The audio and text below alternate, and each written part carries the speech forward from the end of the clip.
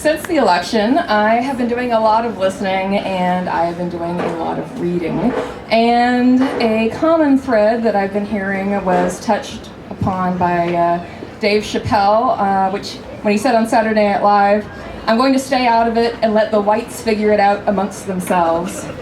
Similarly, Samantha Bee, who is white, said, "If Muslims have to take responsibility for every member of their community, so do we." I don't think that white people who are also minority members get a pass on doing our part because we're also persecuted, because instead I think it's actually all the more incumbent upon us to communicate the insight that we have as minority members to other white people who, unfortunately, sometimes really need to hear it from other white people. In figuring out how to best go about this, where I'm coming from is that on top of being transgender, I am also disabled. So while there are all sorts of strategies for fighting racism and all forms of bigotry,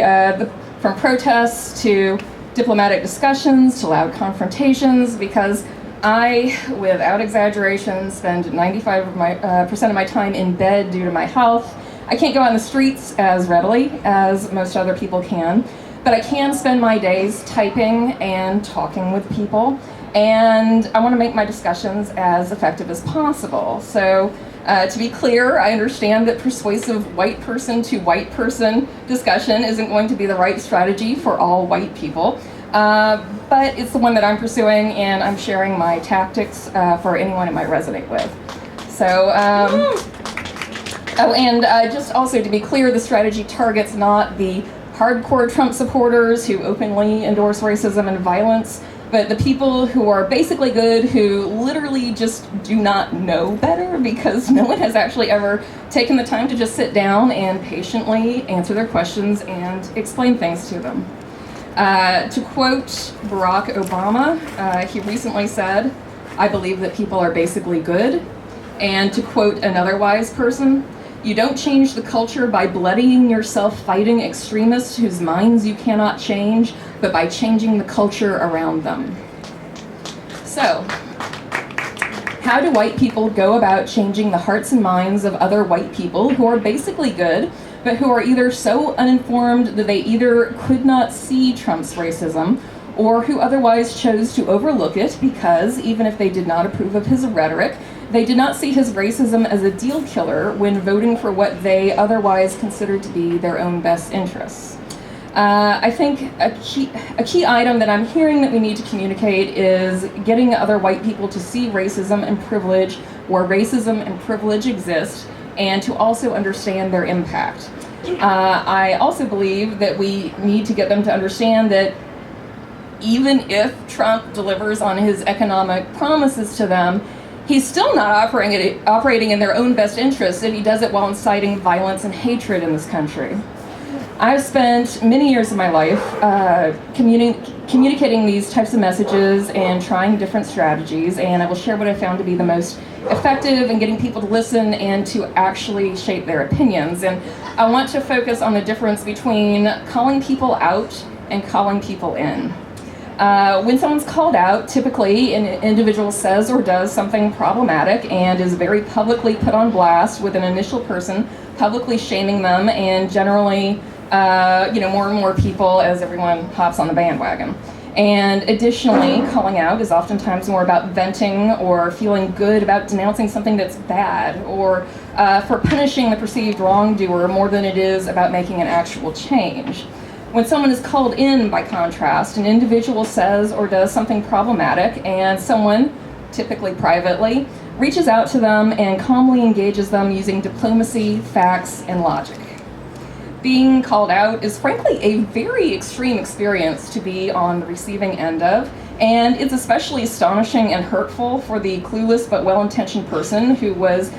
frankly, totally unaware that they had said or done anything wrong. And it's really important, I think, to keep in mind that Trump was in part a direct reaction to PC culture. And while the rest of us know that all being PC means is basically how to not be an asshole, to people on the receiving end of call-outs, all it means to them is getting yelled at for stuff that doesn't make any sense because no one ever meaningfully explained to them what it was they were being punished so severely for. When people are put on the spot, they get defensive and they don't hear, and so I think that when white people deal with our own, we can't be punitive and we must be educational, because the point is this isn't about venting or making us feel good about how right we are. This is about dealing with racist bullshit so people of color don't have to. And also, as an aside, I want to be clear that all this restraint that I'm urging in combating racism is specifically for white people. I think that every marginalized group is entitled to react to marginalization in whatever way strikes them as necessary or helps them to cope, including loudly calling it out. So, how can white people be effective in calling in racism? The fundamental starting point is listening to and reading perspectives of people of color, and to educate and inform yourself, because you're not going to bring anyone up to speed if you're not up to speed. Similarly, you need to be receptive to input from people of color on what you are saying when you are calling people in. And on that note, if anyone wants to give me any feedback, either after the show or Sweet Gwendolyn on Facebook, I would actually love the input, because I'm beating this drum long and hard and loud, and if I'm off point, then I need that feedback, and I really mean it. Details, anything, nitpicky. Anyway, so as far as like specific strategies, avoid calling people racist or any other kind of is, even if they are, because people generally believe themselves to be good, and when they're called a racist, that's a bad person thing, and they know they're not bad, so apart from being defensive, you lose credibility in their eyes. And people need to be able to say things that reflect their lack of understanding without being attacked for it, so that they can hear new ideas and ask questions. And the one really specific thing that I would like to suggest is to talk about, rather than using the term offensive, talk about causing pain or hurtful, because I think when people hear the word offensive, they think of, some huffy person with their hands on their hips and they don't approve, and when we're saying that something's offensive, what we usually mean is it's offensive because it's hurtful. And I think that most people don't want to be walking around unintentionally causing pain, so I think you'll get further if you use that tactic. Additionally, what I would like to propose is that we form a coalition of others. And we take turns going to bat, explaining things regarding other groups. So everything in this example up to this point has been about white people going to bat for people of color. But what I would like to suggest is, for example, people who have not been sexually assaulted can go to bat when they see someone make up some rape culture-y post, And cis people can go to bat for trans people. Non-Muslims can go to bat for Muslims, because at the end of the day, there are a lot more of us than there are of them, and we can support each other and carry this burden together, and ultimately, I'm confident that if we do this, we can change the tide of public opinion and how people vote. So, thank you.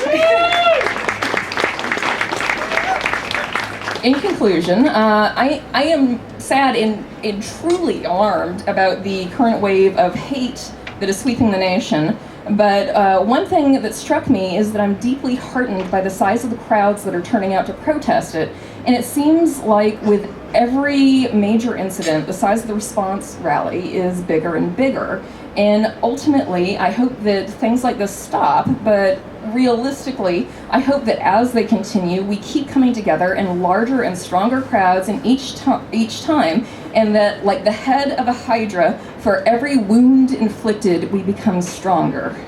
I'm confident that love and community is how you combat hate, and I'm confident that our communities as a whole will survive, but I am deeply worried about the individual toll. We need to look out for each other, to check in on each other, and support each other. Love and support can salve the battle wounds that are to come, and we've got a long 2 years until midterms ahead of us. So get ready to fight and get ready to love.